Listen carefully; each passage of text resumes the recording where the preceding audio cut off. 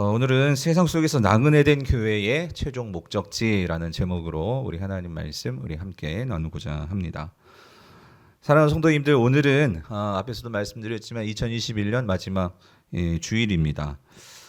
먼저 올해 시작부터 이 마지막 주일까지 또 예배의 자리를 지키시고 또 함께 하신 우리 모든 성도님들을 축복하고 또 칭찬하고 하나님께 감사를 올려드립니다.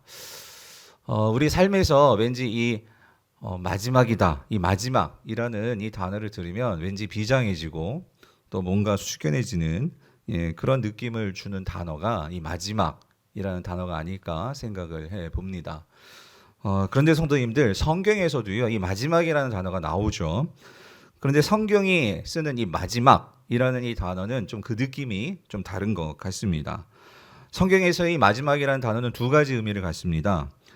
그것은 심판과 구원이라는 의미입니다. 그래서 성경에서는 이 죄인들에게 있어서 마지막은요, 심판이겠죠? 심판입니다.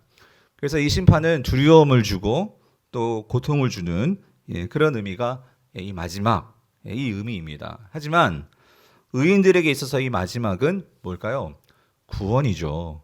그래서 이 구원은 기쁨이고 소망을 주는 단어이기도 합니다. 예수님도 이 땅에서 이 마지막에 대한 말씀들을 많이 하셨어요. 그런데 오늘 성도들에게 있어서 이 마지막을 말씀하시면서 왜 예수님은 이 마지막을 성도들에게 왜 말씀을 하셨을까? 그것은요, 성도들은 마지막을 아는 자들이 되어야 한다라는 의미입니다. 즉, 성도들이 마지막을 안다면 그 마지막을 알기 때문에 현재를 어떻게 살 수 있을까요? 현재가 어렵고 힘들어도 이 마지막을 아는 자들은 그 마지막이 주는 구원과 기쁨의 힘으로 이 현재를 소망하면서 그 고난을 이겨낼 수 있는 힘이 되기 때문에 이 마지막을 알려주시는 것입니다. 그래서 이 성도들에 대해서 이 마지막에 대해서 예수님은 이렇게 말씀하시죠. 우리 요한계시록 22장 12절에서 13절을 보면은요, 이렇게 말씀하십니다. 보라, 내가 속히 오리니 내가 줄 상이 내게 있어 각 사람에게 그가 행한 대로 갚아주리라. 나는 알파와 오메가요, 처음과 마지막이요, 시작과 마침이라, 마지막이라 라고 주님은 말씀을 하십니다. 여러분들 이제 다들 아시겠지만 여기서 예수님께서 알파와 오메가다 라고 말씀하실 때, 여기서 이 알파는 우리가 이 헬라어, 이 그리스어의 이 24개 그 알파벳 가운데 첫 번째 글자가 이 알파죠. 그리고 마지막 글자가 이 오메가입니다. 그래서 예수님께서 이 알파와 오메가다라고 말씀하실 때는 그 의미가, 그러니까 단지 난 처음이고 마지막이다, 그 의미만 말씀하시는 것이 아니고, 예수님께서 알파와 오메가다라고 말씀하시는 것은 이 세상의 모든 것이 하나님이신 예수님으로부터 나와서, 그리고 모든 것이 존재된 것이고, 그리고 이것이 결국 이르게 되는 최종 목적지가 어디냐? 그것은 예수님이라는 거예요. 그러니까 모든 것이 결국 어디 앞에 서게 되느냐? 그 마지막이 누구 앞이라는 거예요? 예수님 앞이라는 거죠. 그래서 오늘 우리 지휘자 집사님 찬양 제목이 참 마음에 은혜가 되었는데, 우리가 이 땅에서 살아가는 성도들의 삶은 하나의 여정이라는 거예요. 여정.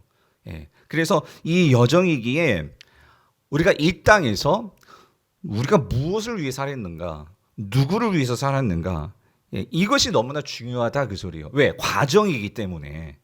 즉 우리의 삶의 목적이 무엇인지가 드러나는 것이 이 과정에서 드러나기 때문이라는 거예요. 그래서 예수님께서 말씀하신 거예요. 여기 12절에서 뭐라고 말씀하시죠? 내가 줄 상이 너희에게 있다.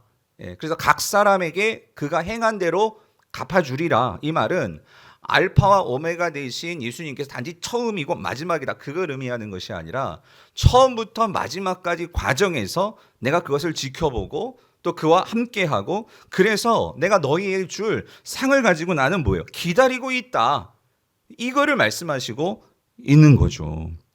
이런 관점에서 오늘 우리가 이 베드로 이 전서의 말씀을 보면 사도 베드로는 이걸 말하는 거예요. 너희들은, 교회인 성도들, 너희들은 세상으로부터 부르심을 받은 하나님의 백성들, 즉 교회라는 거죠. 그래서 부르심을 받았기 때문에 성도들은 이 세상에서 정착민으로 사는 것이 아니라 나그네로의 삶을 살아야 된다는 거예요. 그래서 나그네의 삶을 살기 때문에 너희들이 이 세상을 지나가는데 너희들이 이 세상에 속한 자들이 아니기 때문에 세상에서 박해를 받고 고난을 당하면서 살 수 있다는 거예요. 그렇지만 그럼에도 불구하고 너희들은 지금 어디 앞에 서야 돼요? 예수 그리스도 앞에 서야 하기 때문에 너희들이 이 세상을 지나가는 그 과정 속에서 너희들은 분명히 기억해야 된다는 거예요. 예수 그리스도의 자취를 따라 지난주 설교 말씀 선한 양심을 가지고 선을 행하며 살아야 된다는 거죠. 그렇게 살다 보면 결국 너희들은 가장 찬란하고 영광스러운 최종 목적지인 누구 앞에 서게 된다고요? 예수 그리스도 앞에 서게 될 것이다. 예. 이거를 잊어서는 안 돼. 이거를 말하고 있는 거죠. 그래서 이것이 분명한 삶의 목적으로 잡혀진 사람은 이 땅을 살아갈 때 우리도 세속적인 복을 만나게 돼요. 소위 말해서 돈, 이 명예, 권력 이런 것들을 보면 우리도 갖고 싶죠. 누리고 싶죠. 그런데 우리가 정신을 차리고 내 마지막이 누구 앞에 서는 거예요? 예수 그리스도 그 영광스러운 주님 앞에 서게 되는 그 마지막을 기억한다면 우리는 그것들을 어떻게 할 수 있어요? 거기 사로잡히는 것이 아니라 지나갈 수 있게 되는 거죠. 그것을 뛰어넘을 수 있는 거죠. 내 마음을 거기에 두는 것이 아니죠. 오늘 그것을 오늘 본문이 말해주는 거예요. 그래서 이거를 말해주기 위해서 사도 베드로는 여기에 두 가지 예를 듭니다. 무슨 예를 드리냐면 예수님의 예와 노아의 방주 예를 오늘 본문 속에서 설명하고 있는 거예요. 그래서 여러분 오늘 본문을 잘 이해하려면요, 사실 오늘 본문이 어려워요. 그래서 지금 오늘 공동회의도 하고 이거를 제가 어떻게 지금 제가 막 좀 빠른 거 이해해 주세요. 왜냐하면 이걸 빨리 맞춰야 되기 때문에 하긴 하는데, 자, 근데 어려운데 오늘 본문을 제대로 이해하려면 여러분이 세 가지 그림을 머릿속에 좀 떠올리셔야 돼요. 뭐냐면 한 가지는요, 그러니까 예수 그리스도의 이동이에요. 예수 그리스도의 이동. 이 땅에서 이동하시는 예수 그리스도의 모습을 여러분들이 머릿속에 그리셔야 돼요. 그게 뭐냐면 예수님이 죽음에서 부활하심으로 승천을 통해서 지금 어디로 예수님이 가고 계시냐면 하나님 보좌로 이동해 가시는 모습을 지금 베드로가 그려놓았어요. 오늘 본문에서. 두 번째는 뭐냐면 노아의 방주 그림이에요. 노아가 하나님의 명령을 따라서 방주를 만들고 세상에서 조롱을 받았죠. 또 세상에서 사람들에게 비방을 들었죠. 그렇지만 결국에는 방주를 끝끝내 만들어서 이 40일 동안 내린 그 물 위, 비, 그 물 위를 떠서 이동하여서 결국 어디에 이르러요? 하나님께서 예정하신 그 아라랏산, 그 땅, 거기에 이르게 되잖아요. 그 이동 과정이 노아의 방주였어요. 이거를 머릿속에 그려 놓으셔야 되고, 그리고 이걸 통해서 베드로가 지금 뭘 말해주냐면 성도도 지금 이동하고 있다는 거예요, 여러분. 성도도 우리도 지금 이 구원의 이동, 아까 여정이라고 찬양하셨잖아요. 그 여정 중에 있다라는 거. 이거 잊지 말아라. 이게 오늘 본문의 가장 중요한 이 구조예요. 자, 그래서 사실 오늘 이 본문은 우리가 지난 주일에 살펴보았던 말씀과 연결되어서 사실은 부연 설명을 하는 그런 본문이에요. 여러분 지난주 우리 16절 17절 다시 한번 읽어볼게요. 같이 읽어보겠습니다. 시작. 선한 양심을 가지라. 이는 그리스도 안에 있는 너희의 선앙을 욕하는 자들로 그 비방하는 일에 부끄러움을 당하게 하려 함이라. 선을 행함으로 고난받는 것이 하나님의 뜻일진데 악을 행함으로 고난받는 것이 나으니라 라고 말했어요. 여러분 지난주에 이 선한 양심이 뭐냐? 선한 양심은 그러니까 우리의 마음의 상태인데, 특별히 우리 마음은 세상 사람들과 다르게 성령님이 우리 안에 거하심으로 결국 우리 마음은 어디에 이제 세팅이 되었냐면 예수님을 닮아가도록 우리의 마음이 그렇게 새롭게 세팅이 된 거예요. 그래서 우리는 신앙생활을 하면서 이제 예수님의 성품을 닮아가려고 우리는 그 여정을 살아가는 자들이에요. 그래서 그 예수님을 닮아가는 이 마음을 가질 때 우리는 자연스럽게 우리 마음에서 생각이 우리의 행동으로 선한 행동을 하게 만든다는 거죠. 그게 16절의 말씀인데, 그래서 베드로가 이렇게 말합니다. 욕하는 자들로 그 비방하는 일에 뭘 당해요? 부끄러움을 당하게 하려 함이라. 이게 무슨 말이냐면 그리스도인들이 선한 양심을 가지고 이를 가지고 세상에서 사람들이 조롱을 하고 욕을 하고 비방을 해도 우리는 예수 그리스도를 닮아가는 거잖아요. 예수님도 비방과 조롱을 당했잖아요. 그래서 우리가 주님을 따라서 그 세상 사람들의 비방과 조롱 속에서도 우리는 선한 양심을 가지고, 다시 말하면 예수님의 마음을 가지고 우리가 선한 행동을 합니다. 그렇게 했을 때 그 세상 사람들, 우리를 비방했던 사람들이 결국에는 어떤 일을 당하게 되느냐? 부끄러움을 당하게 되는 날이 온다라는 거예요. 성도님들, 이 부끄러움을 당하게 된다라는 이 날이 언제일까요? 예수님께서 오시는 그날이요. 우리 모두가 결국에는 어디로 이동해서 서게 되느냐? 예수님 앞에 서게 되는 그 마지막 심판의 날이 오게 된다는 거예요. 그때 세상 사람들은 반드시 거기에서 무슨 일이 벌어져요? 내가 왜 그랬을까? 부끄러움을 당하는 날이 온다는 거죠. 그러므로 17절이에요. 그러므로 선을 행하여 고난을 받는 것이 하나님의 뜻일진데, 무슨 말이죠?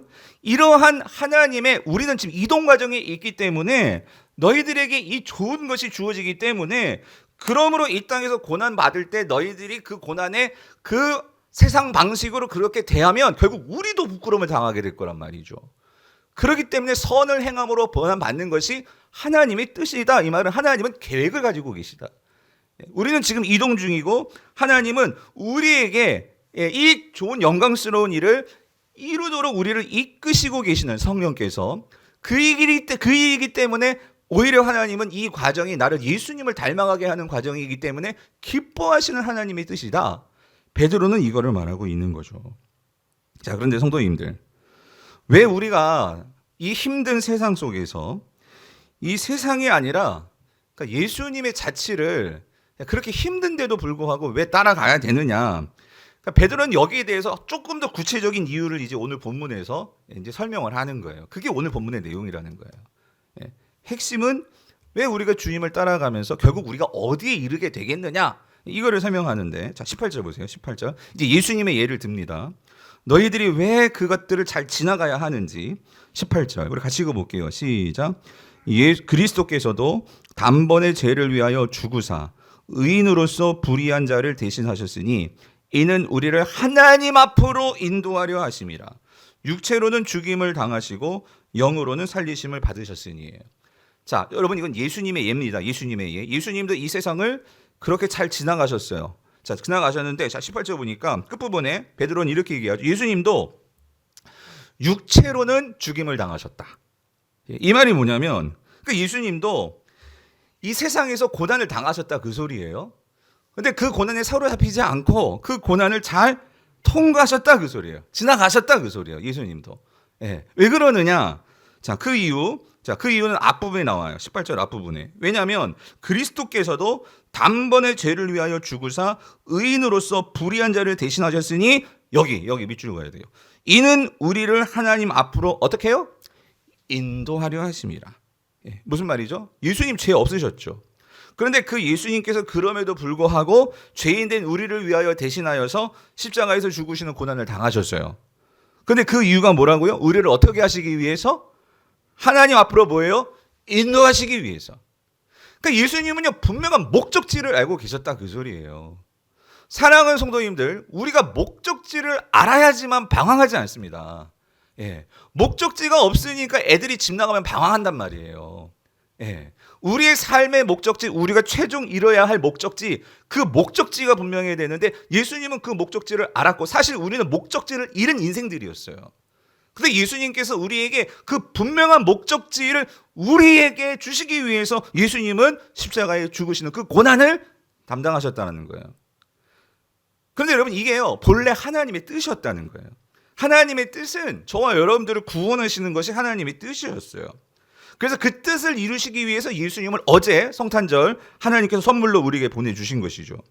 그리고 예수님께서 그 고난을 이기시는 모든 과정을 우리에게 보여주신 거예요. 순종을 보여주신 거죠. 자, 근데 여러분, 중요한 거 이거예요. 그렇게 이 세상이 우리를 압박하고 우리를 그 사로잡으려고 이 협박하는 가장 중요한 그 공격 수단이 뭘까요? 죽음입니다. 죽음. 근데 예수님께서 그 고난, 죽임을 당하셨대요. 말하죠. 18절 마지막. 죽임을 당하셨어요. 육체로는. 근데 그걸로 끝나셨어요? 아니죠. 뭐라고 말씀하세요? 영으로는 어떻게 되었어요? 살리심을 받으셨으니. 무슨 말입니까? 예수님은 육체로는요, 십자가의 죽임을 당하셨어요. 예. 근데 그것이 모든 것이 끝난 게 아니었다는 거죠. 영으로는 살리심을 받았다. 여러분, 여기서 영은요, 예, 헬라어로 푸뉴마입니다. 이 푸뉴마는 이건 성령을 말해요. 그러니까 예수님은 성령을 통해서, 하나님이 보내신 성령을 통해서, 자, 어떻게 되었어요? 다시 살리심을 받았다는 거죠. 이 말은 죽음을 이기셨다는 거죠. 그러므로 부활은 죽임을 이기신 사건이죠. 그런데 예수님께서 이렇게 죽음을 부활로 이기시고 자 어디로 가셨을까요? 예수님은 아기 예수로 이 땅에 어디에 탄생하셨죠. 그래서 이 세상을 사시다가 고난과 박해를 받으셨어요. 그런데 그렇게 끝난 것이 그렇게 죽음으로 끝난 인생이 아니라 그 고난과 박해, 죽음을 당하셨지만 부활하셔서 결국 주님이 도착하신 곳이 어디일까요? 최종 목적지는 어디일까요? 22절 같이 읽어볼게요. 시작. 그는 하늘에 오르사 하나님 어디요? 우편에 계시니예요. 우편에 계시니. 그러니까 사실 오늘 본문의 가장 핵심은요. 18절에서 22절로 넘어가는 거예요. 중간은 이건 그냥 삽입이에요. 삽입이라고 보셔도 돼요. 여러분 그렇게 읽어보면 딱 오늘 본문이 딱 맞아 떨어져요. 18절에서 22절로 넘어가면 19절부터 21절까지는 가로로 쳐놔도 돼. 예, 그런 구조예요. 그러니까 무슨 말이냐면 예수님은 우리에게요. 성도들에게 우리의 최종 목적지가 어디인지를 분명하게 예수님의 삶으로 보여주신 분이라는 거예요. 탄생부터 시작해서 죽음과 그 죽음 다음이 성도의 삶은 어디인지를 예수님께서 분명하게 보여주셨다라는 거예요. 그런데 성도님들, 왜 예수님께서 이 과정을 보여주시는 거냐? 이게 더 중요한 질문입니다. 왜 그러냐면 지금 베드로는요, 그 이유를 지금 이제 말하는 거예요. 뭐냐면 지금 이 세상에서 살아가고 있는 성도들의 삶이 어때요? 이 세상으로부터 로마로부터 박해를 당하고 있어요. 고난을 당하고 있어요. 그럼 우리가 이걸 어떻게 이겨내고 이걸 어떻게 지나가느냐? 그래서 우리에게는 자취가 필요해. 그 길을 먼저 간 사람들의 발자국이 필요해. 그런데 그 하나님 보좌에 이르는 발자국은 지금 누구만 거기를 가셨냐면 예수님만 가셨거든요. 그래서 우리가 이 세상에서 예수를 따라가야 된다. 그 소리예요. 예수를 따라가야 된다. 그래야지만 너희들이 그 예수님이 가신 그 하나님 보좌에 너희들도 도착하게 된다. 그 소리예요. 그런데 여러분 이게요. 사도 요한이 직접 이걸 보았어요. 사도 요한이 성도들이 궁극적으로 도착하게 되는 그 마지막 영광스러운 모습이 뭔지를 사도 요한은 직접 눈으로 하나님께서 계시 가운데 보여주셨고 그래서 그거를 기록해 놓았죠. 그게 요한계시록 3장 21절이에요. 같이 읽어볼게요. 시작. 이기는 그에게는 내가 예수님 말씀하시는 거예요. 내가 자 어디에 보좌에 함께 앉게 하여 주기를 내가 이기고 아버지 보좌에 함께 앉은 것과 같이 하리라요. 우와, 여러분 놀랍지 않아요? 지금 예수님이 아까 베드로 전서 3장 22절에서 하나님 보좌 우편에 앉으셨대. 그러니까 예수님이 보좌에 드디어 예수님이 앉으셨는데 저는 이거 보고 놀랐어요. 뭐냐면은 여러분이 예수님 보좌에 앉게 된다는 거 여러분 아셨어요? 예? 말씀하시죠. 이기는 그에게는 내 보좌는 지금 예수님 보좌예요, 여러분. 그 예수님의 보좌에 어떻게 해주신다고요? 함께 앉게 해주시겠다. 이걸 어떻게 설명할 수 있을까? 여러분 여기에 감동하지 않으시면 여러분 정말 여러분 마음이 너무 강팍해진 사람들이에요. 여러분 대통령 자리도 지금 앉으려고 지금 이렇게 난리 법석인데 여러분 그 예수님 보좌, 예수님께서 친히 내 자리에 너희를 앉혀주시겠대요. 여러분 이게 우리의 최종 목적지라니까요. 근데 어떠한 자들에게? 뭐하는 자들에게? 이기는 자들에게. 이기는 그에게. 여러분 이 이긴다는 의미가 뭡니까? 이긴다는 세상과 막 그냥 맞붙어가지고 막 그냥 한판 한다, 막 싸운다 그런 이기는 게 아니고요. 성경이 말하는 이긴다는 의미는요. 우리가 이 세상에서 예수님의 발자취를 잘 따라가며 인내하고 견디고 주님 모습 닮아가는 그 과정을 완수한 자들이요. 예? 그들에게는 내 보좌에 앉게 되는 이 영광을 너희들이 경험하게 해주겠다. 예. 여러분 적어도 우리가 천국 가는 것도 우리의 목적이 될 수 있겠지만 여러분 예수님이 이렇게 앉게 해주는 예수님 보좌에 앉게 해주신 성도들이 있다면 여러분 우리 한번 도전해 볼 만하지 않아요, 여러분? 네?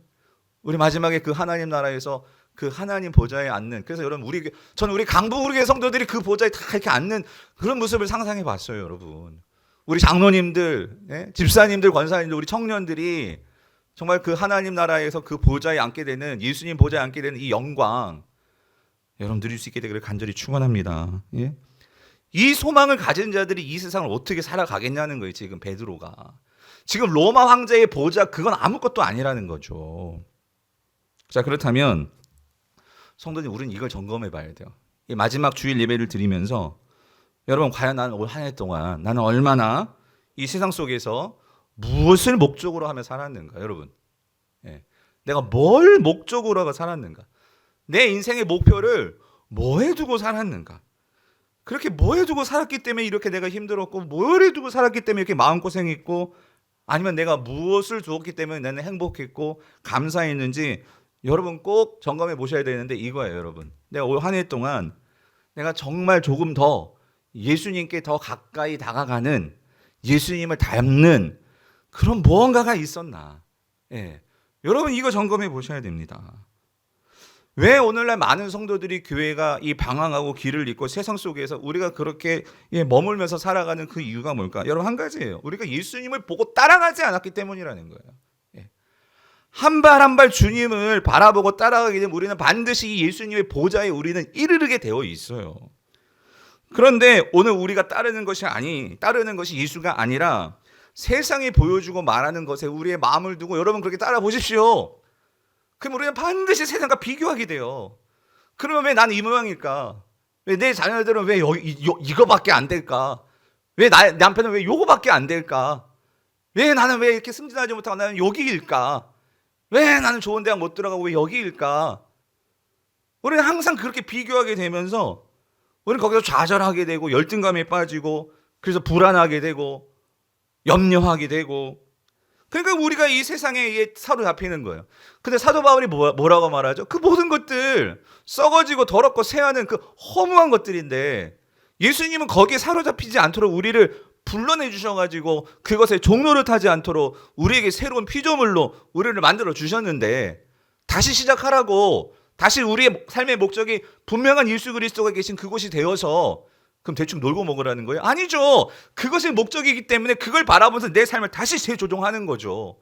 내가 왜 공부하고, 내가 왜 목회하고, 내가 왜 이 한 성도를 왜 바라봐야 되고, 왜 사랑해야 되고, 왜 섬겨야 되고, 왜? 우리가 예수님의 보좌에 앉을 사람인데 아무나 예수님께서 그 보좌에 앉혀주시겠습니까? 예? 우리가 다 천국 가지만 예수님의 보좌에 앉을 사람, 한번 앉아볼 누구 이기는 그들에게는 이겨야죠. 이긴다는 게 뭐예요? 나 자신의 이 성깔, 나 자신의 이 자존심, 나 자신의 이러한 이 욕정들을 내가 이길 때 이 영광에 이르게 된다. 여러분, 이 목표가 분명하지 않으면, 그러니까 우리가 길을 잃는 거예요. 길을 잃는 거예요. 예. 성도님들, 왜 우리가 예수님을 따르지 못합니까? 내가 교회라는 사실을 잃어버리니까. 내가 교회로서 하나님께서 부르신 자임을 내가 잊어버리니까. 교회는 세상이 아니라는 것을 잊어버리니까. 그러니까 우리는요, 그걸 잊어버리니까 세상을 그냥 쉽게 그렇게 따라가더라는 거예요. 성도님들, 이 세상에서 우리가 예수님을 따라가면 반드시 우리는요, 예수님이 앉으신 그 보좌로 인도받게 됨을 여러분 꼭 믿으시기를 바랍니다. 예. 그래서 성도들의 최종 목적지는, 그러니까 사람들이 부러워하는 이런 좋은 대학, 좋은 직장, 뭐 좋은 높은 그런 고위직, 여러분 그게 아니고요. 성도들이 정말 이 세상에서 우리가 바라봐야 할 궁극적인 우리의 삶의 목적, 우리의 그 목표는요, 예수님과 함께 앉는 거예요, 여러분. 예. 그래서 사도 베드로는요, 이거를 좀 더 실감나게 설명하기 위해서 이제 아까 말씀드렸던 19절부터 이제 21절의 내용이 나오는데 이게 정말 어려워요. 예, 그래서 이걸 그냥 넘길까 하다가 그래도 하여튼 제가 빨리 한번 설명을 해볼게요. 이게 왜 어렵냐면, 이건 학자들 사이에서도, 그러니까 성경 전체 이 내용에서요, 난해 구절이라 하는 부분이 있거든요. 근데 그게 딱 먼저 이제 19절에서 딱 우리가 맞닥뜨리게 되는 거예요. 예, 그게 뭐냐면 19절, 20절이 어려운데, 근데 뭐 이거를 여기서 막 학자들이 말하는 걸 다 여러분들께 설명하고 그럴 필요는 없겠죠. 여기 신학 지금 수업이 아니니까. 근데 제가 공부했거든요. 공부하고 제가 공부해서 정리한 걸 여러분께 말씀드리려고 해요. 뭐냐면, 근데 여기에서 우리가요, 오늘 가장 중요한 핵심 주제인, 오늘 설교 제목이 가장 중요한 핵심이에요. 세상 속에서 나그네 된 교회가 살아가는, 즉 성도들이 살아가는 최종 목적지라는 이 관점을 가지고 19절과 20절을 보면 이게 해석이 돼요. 예, 무슨 말이냐면, 자, 이렇습니다. 자, 예수님께서 여러분 지금 이동하신다는 거 지금 말씀을 드렸죠. 근데 여러분 이거 예수님께서 이동하시면서 하나님의 그 보좌 우편으로 이동하시면서 들리신 곳이 있다, 그 소리예요. 들리신 곳이 있다. 예, 이게 하나의 맥락이에요. 근데 19절 보면 이렇게 얘기하죠. 그가, 예수님이에요, 또한 영으로 가서 옥에 있는 영들에게 선포하시니라요. 그래서 여러분 여기에서요, 이제 많은 질문들이 나오는 거예요. 그러니까 예수님이 여기 옥 있잖아요. 옥, 이게 옥이 뭐냐? 근데 이거는 교회 전통적으로 다 공감하는, 이건 하나의 일체감. 이건 지옥이다, 그 소리. 지옥. 예, 지옥으로 가셨다. 예? 예수님께서 지옥으로 가셨다. 그리고 영들에게 선포하셨다. 그럼 이 영들은 누구냐는 거예요. 여기에 대해서는 이게 지옥에 있는 악한 영들과 마귀 사단, 그들에게 전파하셨다. 혹은 그 지옥에 지금 예수님 안 믿고 죽은 사람들 있잖아요. 그들에게 선포하셨다. 그럼 뭘 선포했냐, 그 소리지 또. 그 어떤 사람들은 지옥에 있는 사람들에게 전도한 것이냐, 뭐 이렇게 설명하시는 분들도 있고, 뭐 여기서 그래서 막 천주교에 뭐 여러 가지 막 림보다 뭐 연옥이다 막 이런 근거가 되는 막 여러 가지 막 나오고 복잡해지는 거예요. 그리고 또 영으로 그랬어. 영으로 가서. 근데 예수님이 영으로 갔다? 근데 예수님이 부활하셔서 승천하시는 과정 속에서 예수님은 분명히 몸이 있으셨거든요. 물론 이런 육체의 몸은 아니지만 영과 몸이 같이 새롭게 부활하신 그 몸을 가지셨거든요. 근데 그 몸을 가지신 또 영으로 왜 말을 하지? 그러니까 이거를 따지면은요, 오늘 밤새야 돼. 예, 다 설명드릴 수는 없고, 핵심은 뭐냐면 여러분 이걸 놓치면 안 돼요. 왜 베드로가 여기에서 이 말씀을 예수님의 이동 가운데, 이 예수님의 이 이동에서 죽음을 이기시고 부활하시고 승천하시는 이 과정의 스토리를, 그 스토리 가운데 예수님께서 지옥에 뭔가 어떤 일이 이루어졌다, 그 소리예요. 이거를 껴넣은 이유가 뭐냐, 그 소리죠. 여러분 핵심은 이겁니다. 정리하면 이거예요. 예수님께서 죽음에서 부활하시고 승천하시는데, 예수님께서 부활하셨다는 것은 죽음을 이기시고 승리하셨다는 거거든요. 근데 이 소식이, 이 주님께서 이 모든 것을 새롭게 바꾸셨다는 이 복음이, 그러니까 이 승리의 소식이 어디까지 들리게 되었느냐? 어디까지? 지옥에까지 들리게 되었다, 그 소리예요. 무슨 말인지 이해되세요? 예? 지옥에까지, 마귀 사단에게까지, 그리고 이 세상에서 그렇게 떵떵거리며 살았던, 예수님 믿지 않고 그렇게 살았던 모든 사람들에게까지 그 소식이 들렸다, 그 소리예요. 그들이 어떤 마음을 가졌을까요? 얼마나 부끄러웠을까? 얼마나 후회할까? 여러분 이걸 생각하셔야 된다는 그 소리죠. 무슨 말이냐면 예수님께서 죽음을 이기시고 승리하신 이 승전보가 지옥에 있는 타락한 천사들뿐만 아니라 악한 영들과 사단, 그리고 그곳에 있는 이 세상에서 떵떵거리며 자기 힘을 자랑하며 살았던 그런 모든 사람들에게 다 들리게 되었다는 그 소리예요.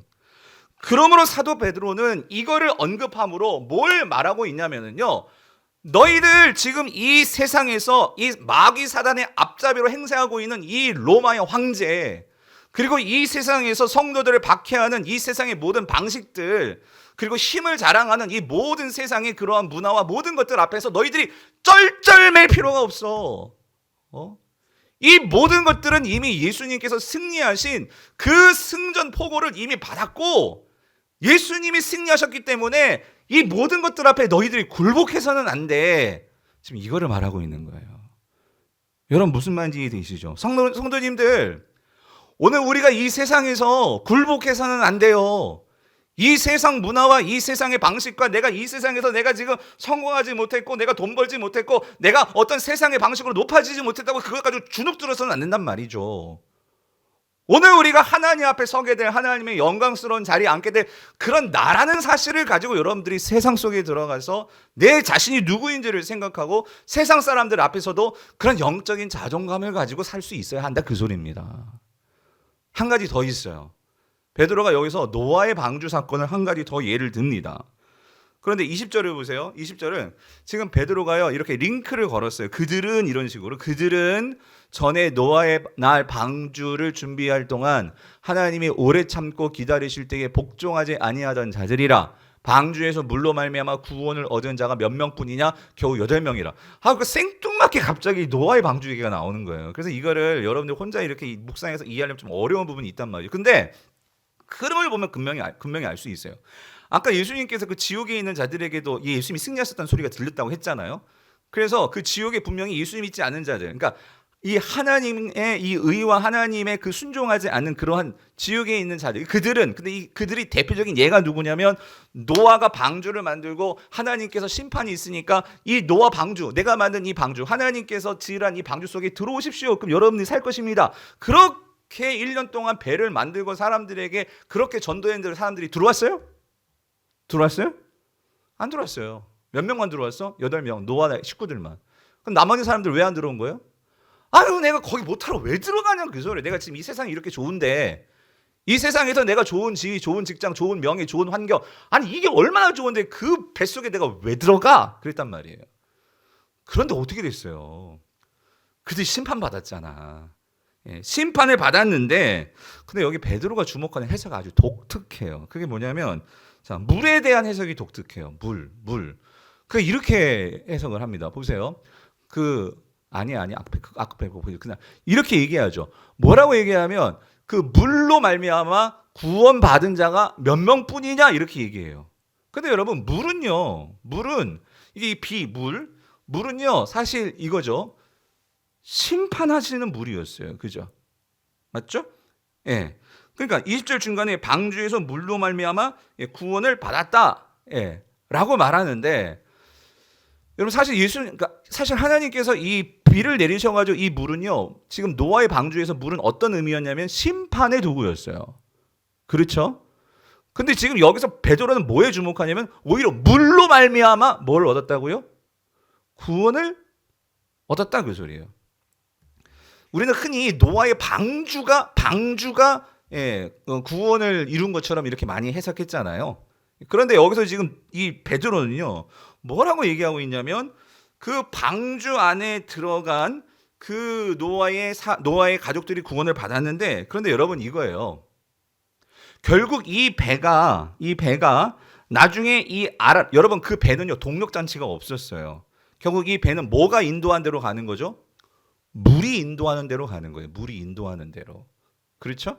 그래서 그 물이 인도하는 대로 나아가서 결국 최종 목적지가 어디였냐면 아라랏산이었어요. 아라랏산. 그 아라랏산에 이 배가 이르게 된 거예요. 그래서 결국 이거죠. 이 배가 물 때문에 배가 뜨는 거잖아요.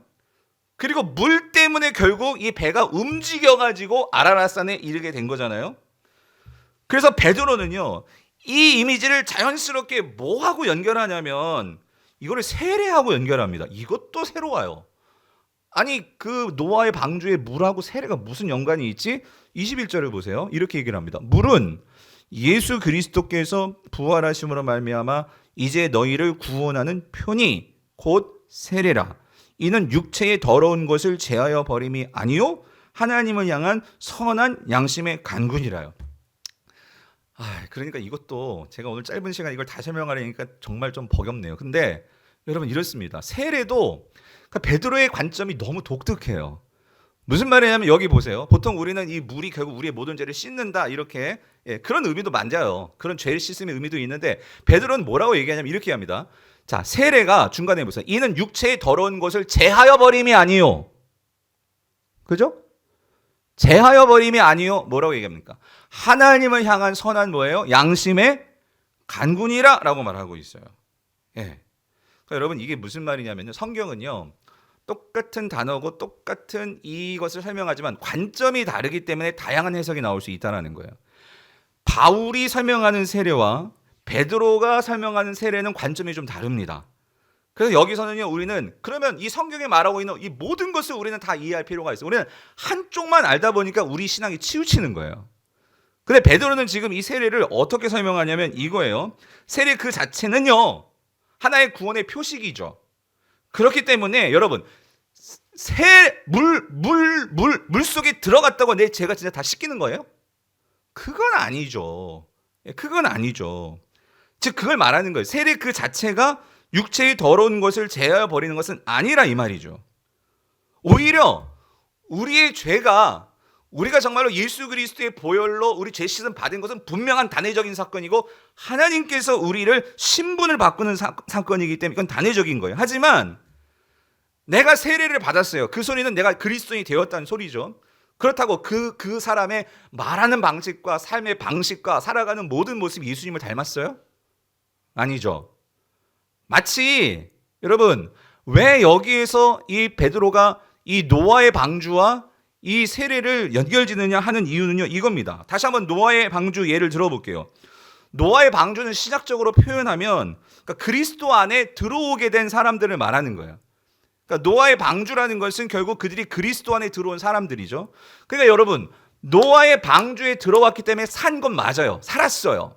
살았죠. 근데 여러분 이거 생각해 보셨어요? 노아의 방주 안에서 이 노아의 식구들이 몇 년을 살았습니까? 며칠을 살았습니까? 생각해 보셨어요? 노아의 방주 타고 여러분들 이 사람들이 뭐 하루 이틀 거기에서 있다가 밖으로 나온 게 아니에요. 얼마나 있었어요? 1년을 있었다고. 1년을. 그 방주 안에서 1년을 있었어요. 1년을. 그럼 1년 동안 뭐 했습니까? 그 안에 거기서 무슨 호화 여객선을 탔습니까? 아니죠. 그 방주 안에 오만 가지 동물들이 다 있었어요. 그 동물들이 울부짖고 그 동물들이 거기에서 막 똥오줌 싸고 냄새가 진동하고 그 노아가 뭐 했을까요? 그 동물들 다 먹이고 예? 돌보고 이게 1년이었어요.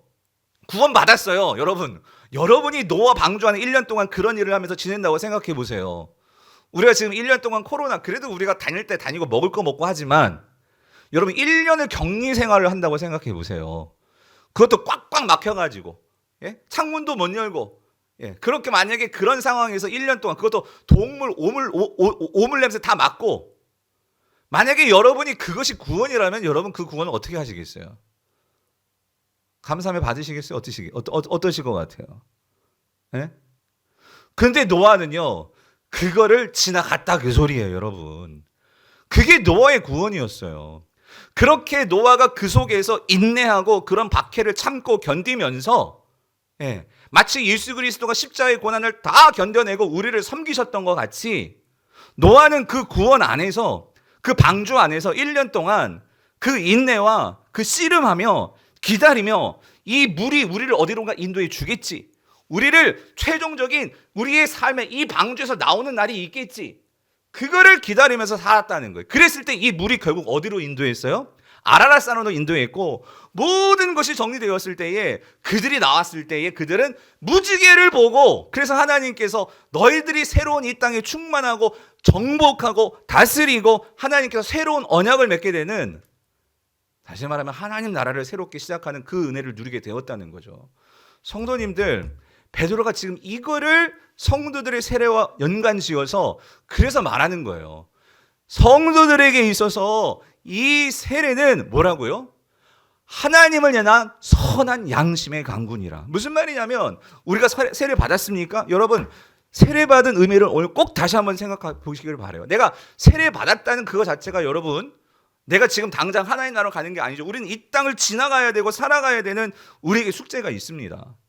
그렇지만 우리가 힘들 때마다 내가 세례 받았다는 것을 생각하면서 아 그래 맞아 나는 그리스도인이지 나는 하나님의 백성이지 나는 정말로 주님 안에서 정말 주님을 따르겠습니다라고 내가 고백한 자이지 이 선한 양심의 간구 그래서 간구라는 단어는요 헬라어적으로는 찾는다 그 소리예요. 찾아가는 과정이다 그 소리예요. 세례는 세례 받았다고 끝나는 게 아니라 그 소리입니다. 성도가 세례 받았어요?